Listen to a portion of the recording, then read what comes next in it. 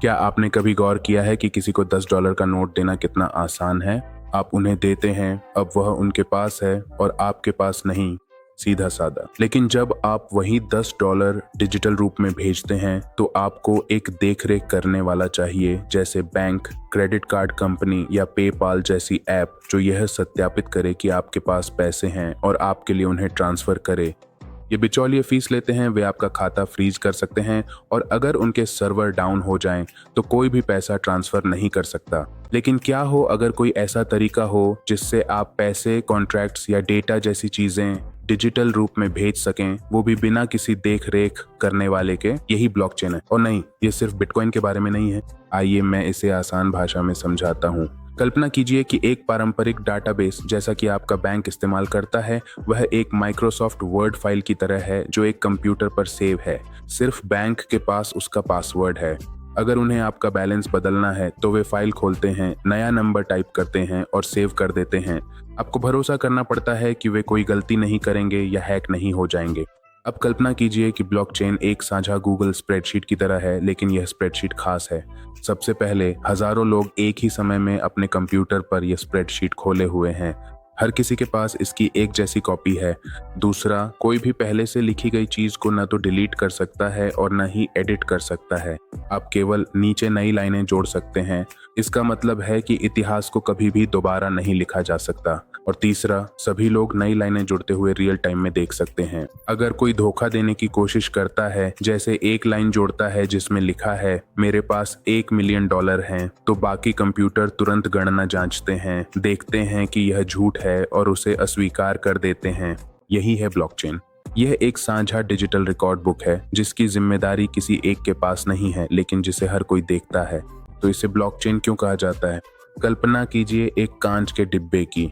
हर बार जब कोई लेन देन होता है, जैसे एलिस ने बॉब को 10 भेजे, तो उस जानकारी के साथ एक कागज का टुकड़ा डिब्बे में डाल दिया जाता है। जब डिब्बा भर जाता है तो उसे एक डिजिटल ताले से सील कर दिया जाता है।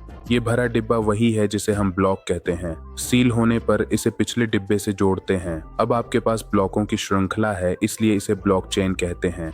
यहाँ है असली जीनियस हिस्सा। अगर कोई हैकर पिछले साल के किसी डिब्बे को खोलने की कोशिश करता है ताकि कोई रिकॉर्ड बदल सके, तो ताला टूट जाता है। क्योंकि सारे डिब्बे एक दूसरे से जुड़े हुए हैं, एक ताला टूटने से उसके बाद की पूरी श्रृंखला टूट जाती है। नेटवर्क पर सभी लोग टूटी श्रृंखला देख लेते हैं और हैकर के संस्करण को अस्वीकार कर देते हैं। आप सोच रहे होंगे, बढ़िया तकनीक है, लेकिन मुझे इसकी परवाह क्यों करनी चाहिए क्रिप्टो खरीदने के अलावा? क्योंकि यह ट्रस्ट मशीन असली दुनिया की बड़ी समस्याएं हल कर सकती है। क्या आपको कभी चिंता होती है कि खरीदी गई दवा नकली तो नहीं? ब्लॉकचेन के साथ आप एक बारकोड स्कैन कर सकते हैं और उस गोली का फैक्ट्री से ट्रक तक और फिर शेल्फ तक का पूरा अपरिवर्तनीय इतिहास देख सकते हैं। अगर रिकॉर्ड टूटा हुआ है तो आप जान जाएंगे कि वह नकली है। ब्लॉकचेन पर वोटिंग धोखाधड़ी असंभव है। एक बार जब आप डिजिटल वोट डालते हैं तो वह साझा लेजर पर दर्ज हो जाता है। इसे न तो हटाया जा सकता है, न ही बदला जा सकता है और हर कोई कुल वोट गिन सकता है बिना किसी सरकारी अधिकारी के हमें परिणाम बताने की जरूरत के। एक घर खरीदने में महीनों का कागजी काम लगता है। ब्लॉकचेन पर घर का डीड एक सुरक्षित डिजिटल टोकन है। आप स्वामित्व कुछ सेकंड में ट्रांसफर कर सकते हैं, जैसे ईमेल भेजते हैं, और टाइटल कंपनी को हजारों डॉलर नहीं देने पड़ते। संक्षेप में, ब्लॉकचेन रिकॉर्ड रखने का नया तरीका है। यह भरोसे को लोगों से गणित की ओर स्थानांतरित करता है। यह विकेंद्रीकृत, पारदर्शी और अपरिवर्तनीय है। यह तकनीक अजनबियों को बिना मिले भरोसा करने देती है और यह सिर्फ पैसे से कहीं ज्यादा चीजों को बदलने वाली है। अगर अब आपको ब्लॉकचेन समझ में आ गया है तो लाइक बटन दबाएं ताकि यूट्यूब का एल्गोरिदम, जो ब्लॉकचेन नहीं है, जान सके कि यह वीडियो अच्छा है। देखने के लिए धन्यवाद।